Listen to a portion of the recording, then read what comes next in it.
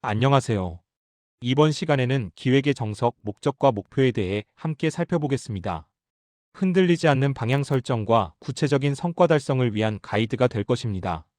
궁극적으로 목적과 목표는 기획의 시작과 끝을 명확히 정의하는 강력한 힘을 가지고 있습니다. 우리는 흔히 숫자로 된 목표에 익숙합니다. 예를 들어 전교 10등, 평균 90점, 매출 100억 달성, 시즌 80승 같은 것들이죠. 하지만 목표만으로는 어딘가 허전합니다. 목표는 어디로 가야 하는지는 설명하지만 어디에서 출발해야 하는지 그리고 왜 가야 하는지는 설명하지 못하기 때문입니다. 숫자는 방향을 말해주지 않습니다. 목표는 결코 홀로 작동하지 않습니다. 목적과 함께 있을 때 비로소 강력한 힘을 갖게 됩니다. 먼저 목적은 존재의 이유이자 일의 출발점입니다. 고대 그리스의 철학자 아리스토텔레스가 말한 존재인과도 연결되죠. 예를 들어 펜은 글을 쓰기 위해 존재하고 안경은 눈을 보호하거나 사물을 뚜렷하게 보기 위해 존재합니다. 이처럼 목적이란 사물이 존재하는 이유입니다. 비즈니스에서도 마찬가지입니다. 학생이 학교에 가는 이유, 직장인이 출근하는 이유처럼 모든 행위에는 출발점이 되는 이유가 있습니다. 목적은 목표를 향해 발걸음을 움직이기 전에 반드시 설정해야 하는 방향인 셈입니다. 다음으로 목표는 수행의 수준이자 도달해야 할 지점입니다. 목표는 목적이 실현되고 있음을 확인할 수 있는 구체적인 증거라고 할 수 있습니다. 즉, 어느 수준까지 얼마나 수행할 것인가를 정의하는 역할을 합니다. 또한 기획이 끝나는 지점, 즉 목적지를 명확히 제시하는 역할을 함으로써 일의 범위와 달성 기준을 설정해 줍니다. 여기 흥미로운 예시를 통해 목적의 중요성을 살펴보겠습니다. 평균 90점이라는 같은 목표를 두고도 목적은 다를 수 있습니다. 한 학생은 상급 학교 진학이라는 학업 성취를 목적으로 90점을 받으려 할 수 있고, 다른 학생은 부모님에게 스마트폰을 선물 받기 위한 보상 획득을 목적으로 90점을 받으려 할 수 있습니다. 목표는 같지만 이유가 다르면 일의 본질과 과정도 달라지는 것을 알 수 있습니다. 이처럼 목적은 우리가 현재 어떤 상황 속에서 일을 하고 있는지 가늠하게 해주는 중요한 기준이 됩니다. 그럼 앞서 강의했던 기획을 구성하는 세 가지 핵심 요소를 정리해 볼까요? 첫째, 왜에 해당하는 목적은 기획의 방향을 명시적으로 설명하고 일의 시작점을 제시합니다.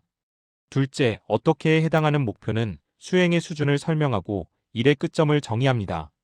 마지막으로 무엇을에 해당하는 과제는 실제로 수행해야 할 구체적인 업무들을 의미합니다. 목적은 일의 시작점을, 목표는 일의 끝점을 정의한다는 점을 꼭 기억해 주세요. 이러한 기획 요소를 구체화하는 질문의 힘은 매우 강력합니다. 목적을 찾기 위해서는 이 과제는 왜 존재하는가 또는 이 과제를 왜 수행해야 하는가와 같은 질문을 던질 수 있습니다. 이러한 질문을 통해 과제의 존재 이유와 명확한 방향을 설정할 수 있습니다. 목표를 찾기 위해서는 이 과제를 어느 수준까지 수행할 것인가 또는 어느 정도로 달성해야 하는가라는 질문을 통해 구체적인 지표와 범위를 설정할 수 있습니다. 기획은 배경 분석에서 시작하며 문제의식은 상황을 파악하는 눈과 같습니다. 기획의 시작인 시작 상황은 별다른 문제가 없는 안정된 기준점, 즉 현상 유지를 의미합니다. 하지만 시간이 흐르거나 외부 환경의 변화로 인해 전개 상황이 발생하고 여기서 기대와 현실의 차이, 즉 갭이 생겨납니다. 이 갭으로 인해 과제가 필요한 상황으로 변화하게 되는 것이죠. 이렇게 변화된 상황, 즉 전개 상황을 타개하고자 하는 의지가 바로 기획의 목적이 됩니다. 이제 배경에서 과제까지 이어지는 논리적 흐름을 살펴보겠습니다. 먼저 배경 분석을 통해 상황의 변화와 문제 인식이 이루어집니다. 이 문제 인식을 바탕으로 목적이 설정되는데, 이는 문제를 해결해야 하는 이유와 나아가야 할 방향을 제시합니다. 다음으로 목표는 과제 완수를 확인할 수 있는 구체적인 지표를 설정합니다. 마지막으로 과제는 이 목표 달성을 위해 실제로 해야 할 일들을 의미합니다. 이처럼 각 단계는 유기적으로 연결되어 논리적인 기획 흐름을 만들어냅니다. 실제 사례를 통해 이해를 높여볼까요? A사의 신제품 K가 출시 직후 위기 상황에 직면했습니다. 신제품 K 출시 직후 제품 불량이 발생했고 소비자의 컴플레인이 급증하며 대리점의 취급 거부까지 이어졌습니다. 여기서 표면적인 문제는 제품의 기계적 불량입니다. 하지만 실질적 문제, 즉 전개 상황은 회사 전체 이미지 손상 및 유통 채널의 신뢰도 하락이었습니다. 단순히 제품을 고치는 것이 목적이 되어서는 안 된다는 것을 이 사례가 보여줍니다.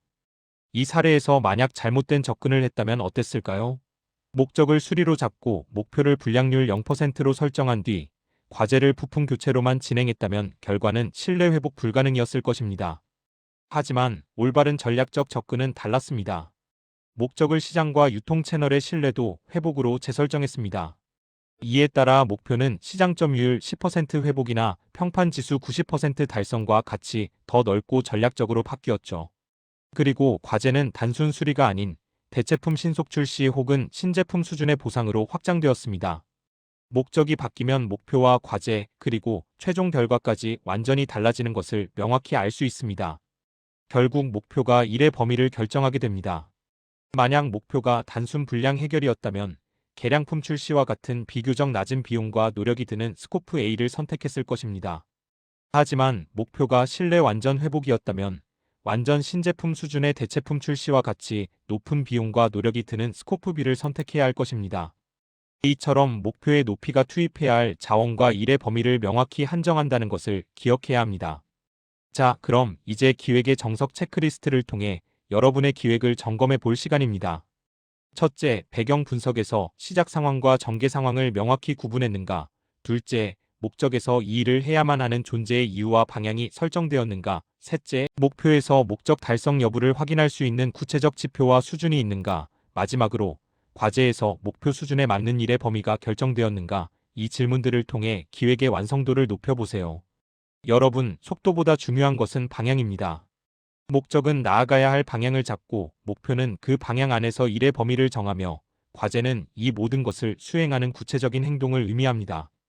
이 모든 것을 종합하면 이렇게 말할 수 있습니다. 목적으로 기획의 방향을 잡고 목표로 기획의 범위를 정하십시오. 그래야 비로소 당신의 기획이 시작됩니다. 결론적으로 상황을 읽는 날카로운 문제의식이 바로 우리가 나아가야 할 목적을 찾게 해줍니다. 이 목적을 명확히 의식하고 그에 맞는 목표를 세우십시오. 그것이 바로 흔들리지 않는 기획의 정석입니다.